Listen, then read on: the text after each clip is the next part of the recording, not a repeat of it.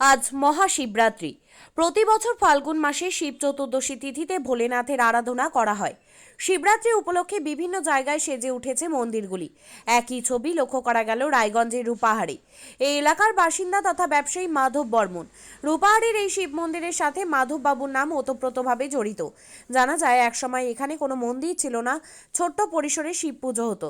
মাধববাবু দায়িত্ব নিয়ে এখানে মন্দির নির্মাণ করেন। তারপরেই এই শিব মন্দির যেন শিবধামেই পরিণত হয়। 2 বছর ধরে প্রচুর মানুষ এখানে আসছেন শিবরাত্রিতে, শিবলিঙ্গে জল ঢালছেন ভক্তরা। অর্থাৎ বোঝাই যাচ্ছে মাধববাবুর প্রয়াসে রূপাহার যেন শিবরাত্রি উৎসবে জমজমাট হয়ে উঠেছে। শুধু শিবরাত্রি নয়, এমনই সময়েও সামাজিক কর্মসূচির সাথে যুক্ত মাধব বর্মন। দুর্গাপুজোর সময় তিনি গরিব দুঃখীদের বস্ত্র বিতরণ করেন। অসহায় গরিব দুস্থ মানুষদের কথা শুনলে মন কেঁদে ওঠে তার। তিনি অত্যন্ত ধর্মভীরু মানুষ, তাই তার উদ্যোগে আজ এই মন্দিরে সফলতার সাথে ভোলে বাবার আরাধনা করা হচ্ছে। আরও আশ্চর্যের বিষয়, রায়গঞ্জ শহর ছেড়ে তার এই মন্দিরে আজ পুজো দিতে এলেন পৌরসভার 2টি ওয়ার্ডের কোঅর্ডিনেটর অর্ণব মণ্ডল এবং পায়েল সাহা মণ্ডল। তারা বলেন, শহরের পাশাপাশি সময় বের করে এই মন্দিরে পুজো দিলেন তারা। বাবার কাছে রায়গঞ্জবাসীর মঙ্গল কামনা করলেন। উপলক্ষে আপনি সস্ত্রীক রায়গঞ্জ শহর ছেড়ে এই রূপাহারে এসছেন, যদিও সব জায়গায় ঠাকুর বিরাজ করছে, কিন্তু আজকে এখানে আসার কারণটা কি? দেখুন, আমরা আজকে মহাশিবরাত্রিতে আমরা পূজা সব জায়গায় করতে চাই। তো সেই টাইম অনুযায়ী আজকে এই রূপাহারের এখানকার বাসিন্দারা এবং মাধব বর্মনের একান্ত নিমন্ত্রণে আমরা এখানে এসেছি। এখানে পুজো দিয়ে গিয়ে আপনারা জানবেন যে আজকে শিল্পীনগর 13 নম্বর ওয়ার্ডে একটি শিব মন্দির উদ্বোধনের পাশাপাশি ওখানে অলরেডি পূজা শুরু হয়ে গেছে। আমরা ওখানেও যাব, ওখানেও পুজো করব। টাইমটা ব্যালেন্স করার জন্য আমরা এখানে থেকে শুরু করছি। বলছি, যেটা জানার ইচ্ছা যে দুইজনেই রায়গঞ্জ পৌরসভার 2 জন কোঅর্ডিনেটর আজকে ঠাকুরের কাছে কি চাইলেন, এরপরে কি আশা? সপরিবারে যেন ভালো থাকে এবং গোটা রায়গঞ্জবাসী সবাই যেন ভালো থাকে। যদি বলেন একটু। আমার নাম মাধব বর্মন।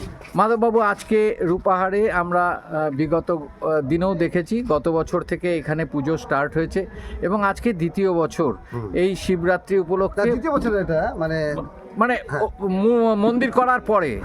তো বলছি যে কি বলবেন আজকের দিনে?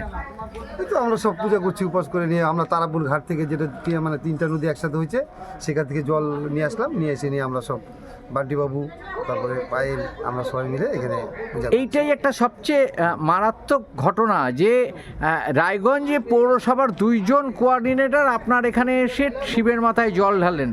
তো কিরকম লাগছে আপনার? খুব ভালো লাগছে, খুব ভালো লাগছে। শিক্ষাই জাতির মেরুদণ্ড। ছোট ছোট শিশুদের প্রাথমিক শিক্ষা পরিপূর্ণ না হলে আগামীতে সেই শিশুরা সঠিক পথে চলতে গিয়ে হোঁচট খায়। শিশুদের এই শিক্ষার প্রয়োজনীয়তাকে সামনে রেখেই গত 1 বছর ধরে পরিষেবা দিয়ে চলেছে জিনিয়াস এডুকেয়ার একাডেমি। শিশুদের অত্যাধুনিক শিক্ষায় শিক্ষিত করে তোলার একমাত্র বিশ্বস্ত প্রতিষ্ঠান এই একাডেমি। এখানে অভিজ্ঞ শিক্ষক শিক্ষিকা দ্বারা যত্ন সহকারে মাতৃভাষা বাংলা মাধ্যমে পড়ুয়াদের শিক্ষা দেওয়া হয়। একেবারে খেলার ছলে বিনোদনমূলকভাবে বাচ্চাদের এখানে পাঠ দেওয়া হয়। পড়াশোনার পাশাপাশি বাচ্চাদের বিনোদনের ব্যবস্থাও রয়েছে এখানে।